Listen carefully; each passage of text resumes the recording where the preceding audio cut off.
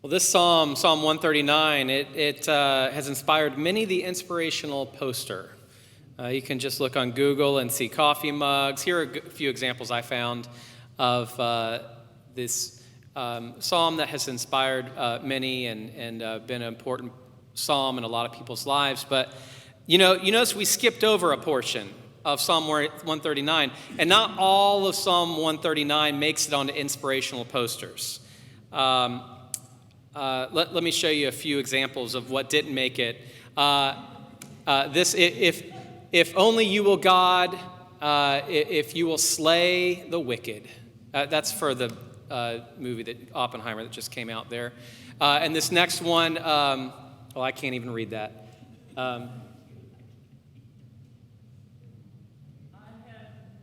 I have nothing but hatred.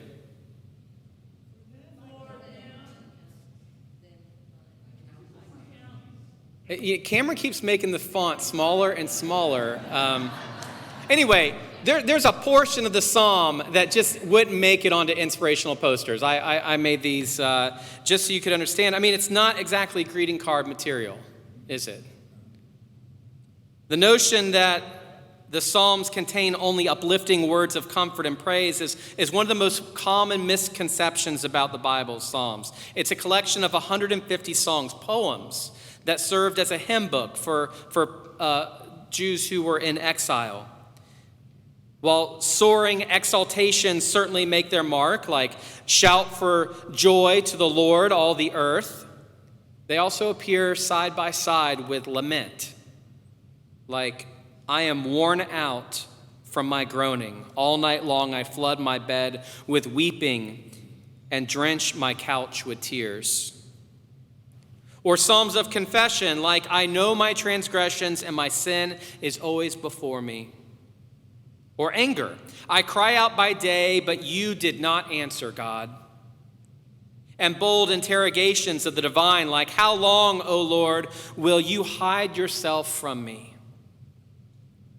Because many of the Psalms were composed during the heartache and confusion of the Babylonian exile, they include gut-wrenching lamentations like Psalm 44, which says, God, you made us retreat before the enemy, and our adversaries have plundered us. You gave us to be devoured like sheep and have scattered us among the nations.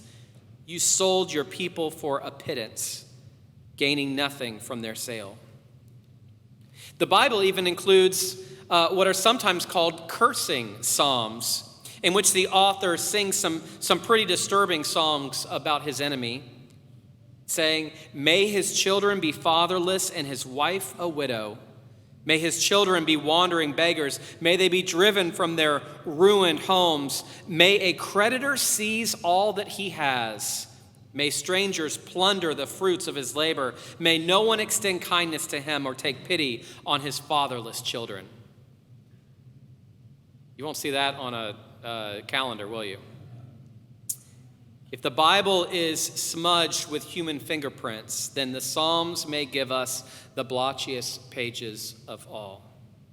Kathleen Norris writes that the Psalms don't theologize or explain away anger either. The Psalms are poetry, and poetry's function is not to explain, but to offer images and stories that resonate in our very lives. In expressing all the complexities and the contradictions of the human experience, the Psalms act as good psychologists. They defeat our tendency to try to be holy without being human. In the Psalms, you will find the right words for nearly every occasion: anger over an election that went wrong, grief for the loss of a friend, awe at the sight of a sky that is thick with stars, or joy upon entering a sanctuary. The Psalms demand that we recognize that praise does not spring from a delusion that things are better than they are. But we aren't good at always embracing the messy, unresolved Psalms, just like our lectionary skipped over that middle part today. We need the lament, because lament challenges the status quo by crying out for justice. It runs counter to our Western culture, which focuses on trumpeting our successes only. The absence of lament in the liturgy of the American church results in a loss of memory. We forget the necessity of lamenting over suffering and pain. We forget the reality of suffering and loss.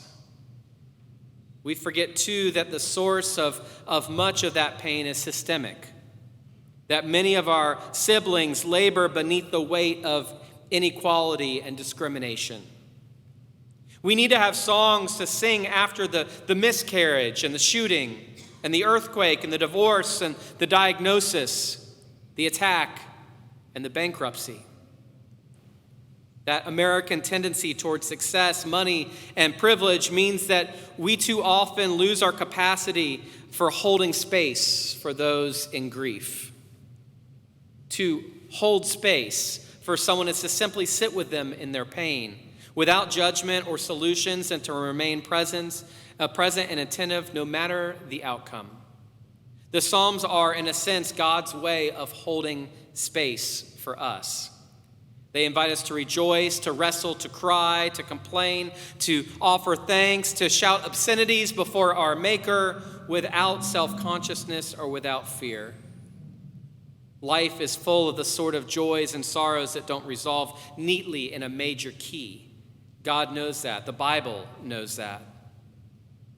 It's telling and extraordinary that in his most vulnerable moment, Jesus himself turns to the Psalms. More on that in a moment. I want to look at one part of our psalm that we read today in particular. Lashley read, "Where could I run from your spirit? Where could I flee from your presence? If I go up to the heavens, you are there. If I make my bed in death, you're already there." Other translations say, "If I make my bed in Sheol, in hell, you're already there." You know, in the course of some 2,000 plus years in the history of the church has asked itself, what was Jesus doing in those 3 days when he was crucified, dead, and buried, and then when he resurrected? Well, the church responded and said, well, 1 Peter chapter 3, verse 19 says he went to hell. 1 Peter 3:19 says he went and preached to the spirits in bondage in hell. It's what the church traditionally called the kicking open of hell. 1 Peter 3:19 says he went and preached to people that didn't get to hear him preach. In the church with a capital C, the creeds that we use and that we recite, we talk about Jesus descending into hell. The last pope was asked, does the Catholic Church always teach that there's a hell? And the Pope said, absolutely, the Catholic Church has always taught there's a hell, but the Catholic Church has never taught who is in hell. In fact, we have never even taught that Judas Iscariot is in hell. And so, even though there's a hell, and if Judas is not for sure in hell, even though there is a hell, maybe it's empty, the Pope said.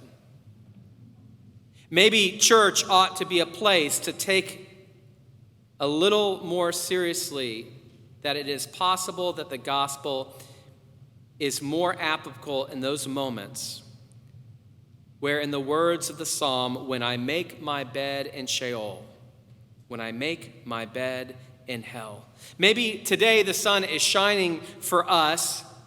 Maybe we don't need to believe the claim of the creed that he descended into hell.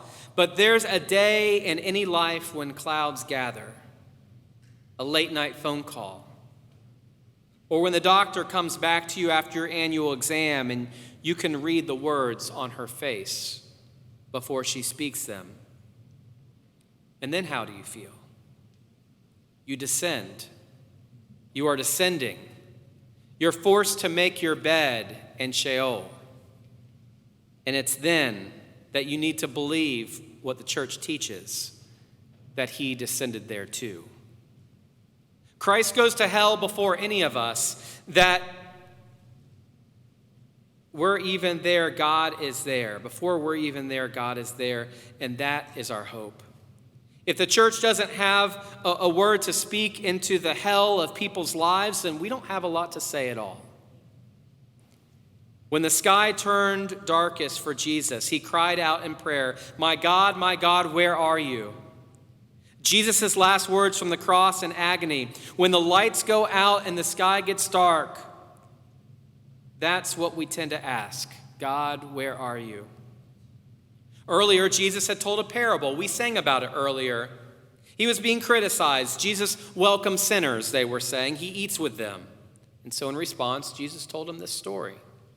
He said there was a shepherd who had 100 sheep. One measly sheep wandered away from the flock. The shepherd left the flock and went out into the dark wilderness and beat the bushes and searched and searched and searched until he found the sheep. He went all the way. He didn't stop searching until he got that sheep. And then he came back to home and he partied. That's who God is. Well, we rediscovered that on that dark Friday afternoon when he prayed, where is God now? That God was there on that cross. And God comes off the cross and refuses to rise from the tomb until he's first gone to hell to retrieve what he's lost. Earlier, on a sunny day on some Galilee hill, Jesus' disciples said, "Lord, hey, teach us how to talk to God. Teach us what to say. Teach us how to pray."